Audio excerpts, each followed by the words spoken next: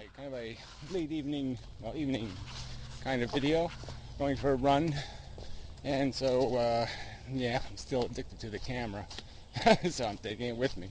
Anyway, follow up to the earlier video, to Wise Monkey and Fred, talking about the way the conversation takes place, and, just these subtle issues that come up. And, what we really need is mechanisms to really hash out why people do what they do. Even Great Text, okay, he made a video, so maybe I'll respond to that one here, in the sense that he was arguing that it was almost ludicrous to argue that people don't consider when they have kids that their kids are going to die. And I'd argue that there's probably an awful lot of people who have kids and they never really think about how their kids are going to die. They just don't do it beforehand. They don't sit there and think about, well, what if they get cancer and have 5 years of chemo? What if they get, ALS, or what if, and they don't really go through that process in their head to understand whether or not they could deal with it just as a practical matter, having a kid like that, but also deal with what the implications are, which is, this is my responsibility. I did this to this person. I sentenced it to this end. And hindsight is 2020. I'm sure Jeffrey Dahmer's father would like to have better not have done. No doubt about it.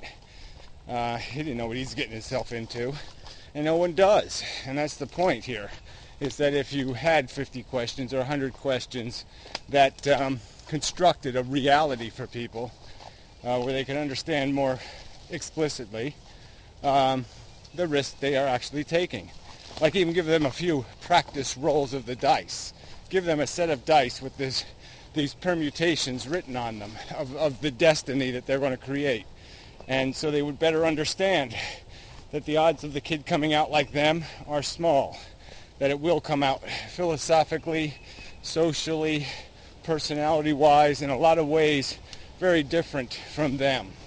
And that it's going to be challenged by all kinds of blights and infirmities that they didn't personally experience. So they don't have personal experience with those blights and infirmities and are really going to have a hard time figuring out whether they'd want to live that way. I mean, obviously, if you're born into something, it's hard to imagine an alternative world. And it's certainly almost impossible for you to live in a state of regret or in a state of lamenting. So everybody tries to put the best face on it.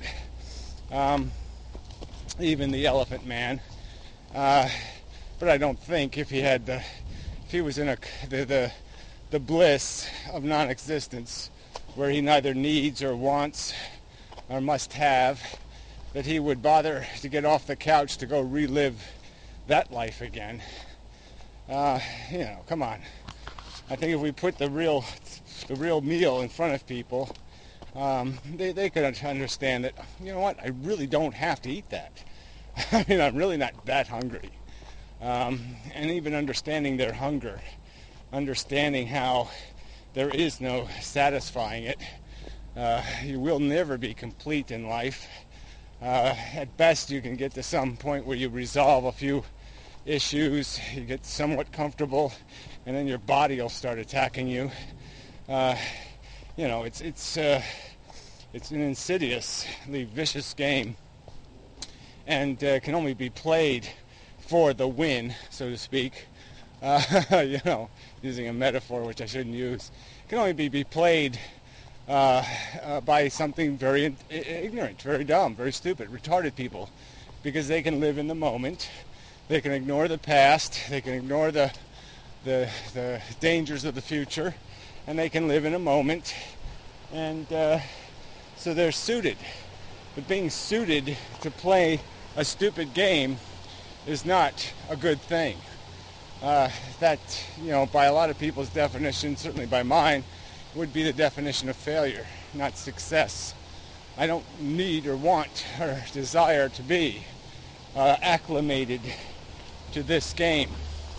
But I can see it inside me, that I am, physically.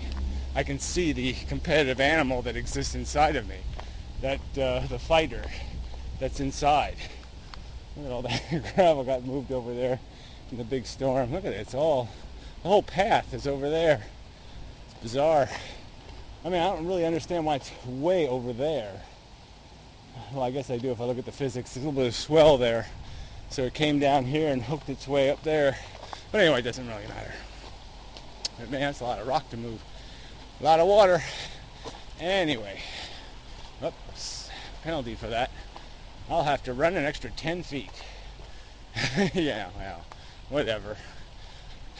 Whatever's a perfectly good word. Why don't I stick with that? So anyway, but yeah, great Texas argument is just bogus. Bogus. This pretense that people make some sort of informed, rational choice, understanding what they're gotten themselves into when they don't go anywhere near anything like that. They make a superficial, expedient, thoughtless, undisciplined, irrational, unconstructed. Let's find a whole bunch of explicit words to describe what the fuck their decision is. And none of them are going to get anywhere near intelligent, informed, sensible, cautious, careful. It's not going to get near any of these good words. It's going to be just full of bad words.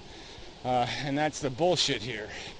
And, again, I shouldn't have to plead for at least people being able to acknowledge that there's more to this than yes or no. I mean, there's certainly more than just no. You can't just say, no, it's nonsensical to perceive the game as excessively expensive. No is the rational on its face, and it's the yes that needs work. The no makes sense.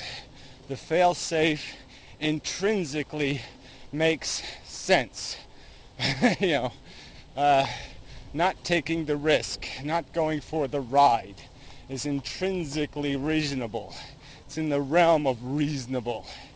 What is not in the realm automatically is the risk-taking, without necessity, without urgency, without a house on fire, without something in distress, crying, whining, in jeopardy of harm.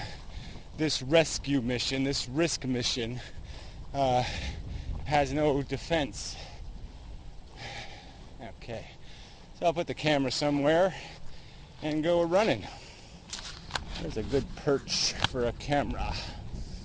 Maybe it might perch here. This is really interesting. I don't think something built this, but it's a fairly interesting pile of crud. Oh, you probably can't see anything.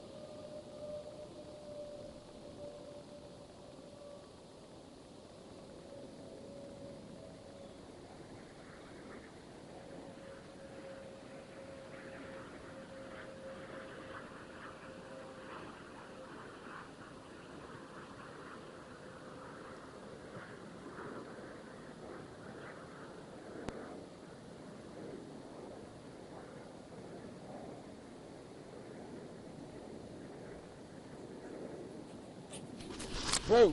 Okay, finishing up. Yeah. I was just thinking about the conversation. Again, this word metaphor, the whole idea of what it takes to persuade people, but more importantly, I guess, it's not so much about persuading, it's about enlightening, it's about informing, it's about getting perspective, gaining perspective, gaining even the tools of perspective.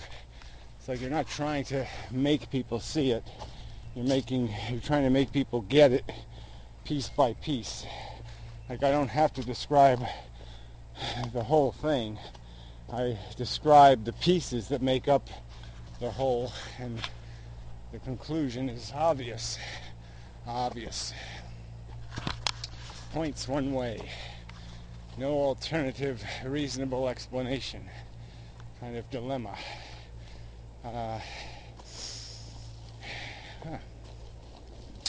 So, I didn't say it.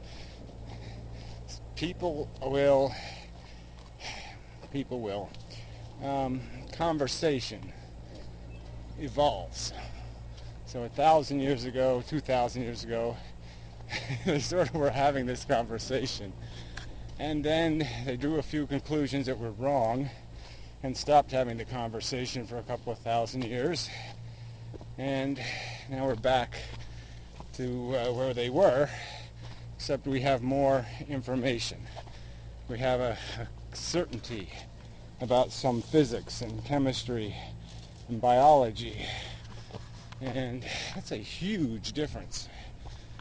And we really should be able to finish this up. There's people can talk about maybe the universe is infinite, but what makes it run isn't infinite. The parts are simple and obvious. The function is simple and obvious. The nuance, the complicated bits, aren't complicated in some sort of new paradigm kind of way. We like to think so, but it really isn't. We haven't escaped the crude functionality of being chasers. We can call it something else, but that's what we're doing. We're chasing, as all the other animals are.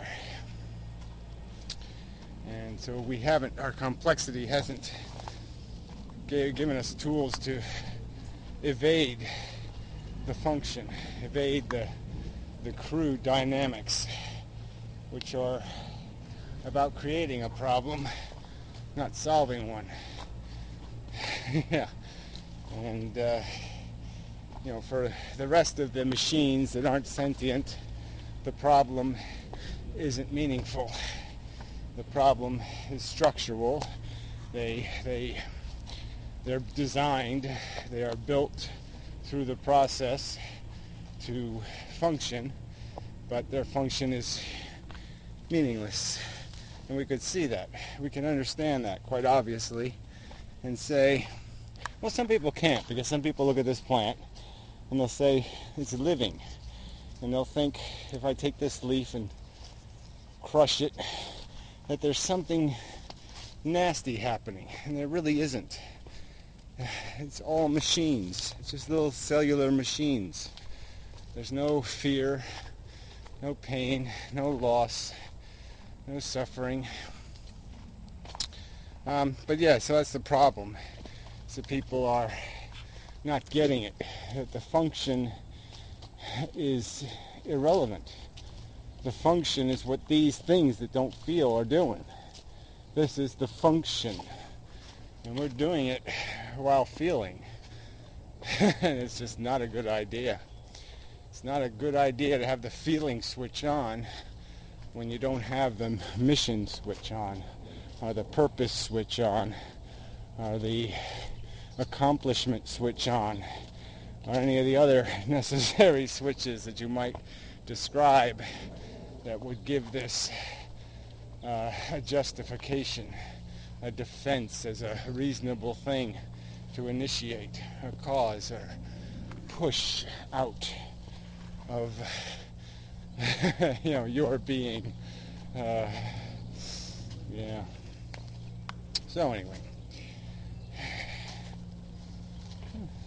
Yeah, that's enough of a video. Arguing about argument. It's really what it comes down to, though. Because it does take this tailored thing, this production thing. I mean, I'm actually thinking about maybe I should write a book. Maybe I should do this. Maybe I'm saying I shouldn't have to do this. I shouldn't have to sell it. But you have to sell everything, sadly. Maybe you can do it in some way that's not quite as corrupt. I better go pet the cat. He looks lonely. It's one of those things that demands attention. Yeah. Meow. Meow. Hey, there's the other cat. He's a scaredy cat. Scaredy cat.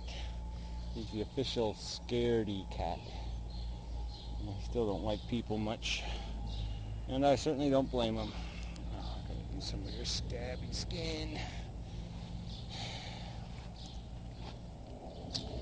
He doesn't have fleas, but I guess he's allergic. Apparently cats get allergic and then they go all whacked in the head or something. He doesn't even scratch all the time. He must just do it during the day. He must go neurotic in the middle of the day, poke some holes in himself, and then calms down later and with a bunch of holes in him. Yeah. Oh, that was a big scab. Yeah, no, don't use your claws. You're very bad at it. They need fingernails, not claws. Cats need. Anyway, I think I'm done. All right, till the next time. Such and so forth and whatnot. I'll cut the grass anyway. See, I gotta get going. Get out in the world. Fun, fun.